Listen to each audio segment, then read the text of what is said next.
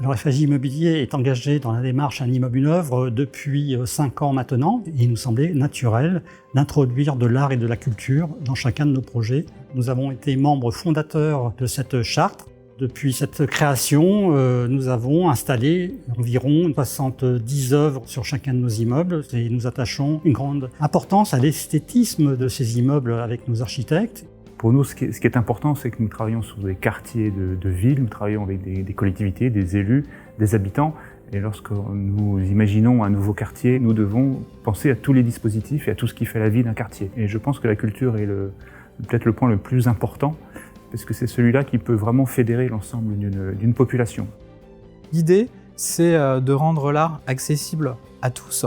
On travaille à chaque fois sur une démarche nouvelle, sur un choix d'artiste, pour avoir un projet et une œuvre complètement unique. L'art est un levier de vivre ensemble. Ça va presque de soi pour la ville de Clamart. Il s'agit pour nous déjà d'aller au-devant des populations, de proposer une politique culturelle ambitieuse, et c'est ce que nous faisons.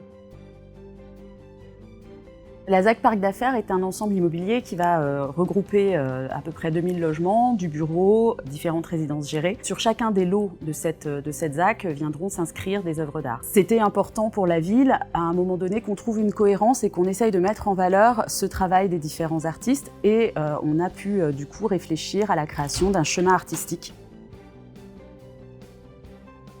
Dans le centre-ville de Joinville, nous avons travaillé avec la collectivité, les élus, au choix d'un artiste local, un artiste joinvillais, qui a proposé plusieurs œuvres, dont une qui est localisée sur la place de l'Hôtel de Ville, donc devant la mairie, un endroit très central. Benoît Louix, qui est un artiste joinvillais, c'est un artiste qui fait des œuvres remarquables. Une œuvre qui s'appelle Rencontre. Vous avez 2 masses de granit qui symbolisent beaucoup la rencontre souhaitée par la ville entre les habitants, entre les communautés, entre les générations. C'est vraiment le lien social, c'est faire participer nos écoles, nos enfants, nos amateurs, nos artistes, et les faire sortir. Dès la phase de développement d'un projet, nous informons la collectivité de la démarche Un immeuble, une œuvre, généralement auprès du maire et de ses adjoints à l'urbanisme et à la culture. En parallèle, nous expliquons précisément notre démarche à l'ensemble de nos partenaires de conception. Pour approvisionner les œuvres d'art, nous avons dû créer un chariot roulant afin de les acheminer et de les approvisionner sur place. On a mis plusieurs réunions en amont afin de trouver les solutions et de pouvoir permettre le plus simplement possible la mise en place de ces œuvres d'art. Entre FH Immobilier et FH Construction, c'est vraiment un travail main dans la main. Donc il n'y a pas 2 parties distinctes, c'est vraiment un travail en collaboration. Pour nous, ça nous fait avancer de dessiner des pièces uniques faites sur mesure pour des espaces comme celui de cet immeuble. Quand on est en concours avec d'autres artistes et on est choisi, ça nous fait très plaisir. On a aussi la chance de pouvoir créer une pièce qui va être dans un immeuble. Donc c'est une visibilité qui est énorme. Pour un artiste, c'est une grande chance de participer à cette charte, puisqu'on n'est pas du tout dans le même public que d'habitude. D'habitude, on crée pour une galerie, donc pour un public de connaisseurs. Là, on est vraiment dans une démarche d'aller vers tout le monde. Et du coup, l'œuvre a été pensée comme ça dès le départ, avec une explication auprès des habitants des enjeux de l'œuvre, en même temps que le nouveau quartier. C'était très intéressant pour moi de rencontrer le public qui allait vivre au quotidien avec ma pièce.